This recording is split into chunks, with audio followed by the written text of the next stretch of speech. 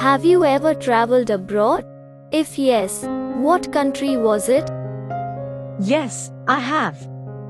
I traveled to the USA last year with my family.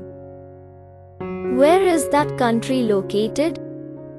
The USA is located in North America. What is it famous for? The USA is known for its cultural achievements and landmarks. What are the special food and drinks of that country? There are many. They are known for fast food, dairy, and many beverages. What do you like about that country? I like the fast pace of life and the various subcultures. How many citizens are there in that country?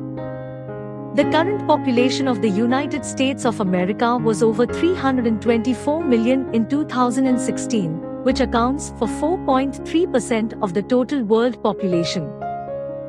What language do people there speak? The national language is English, but many people also speak Spanish, French, German, and Chinese.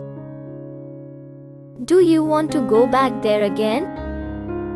Sure. Why do people like to travel abroad?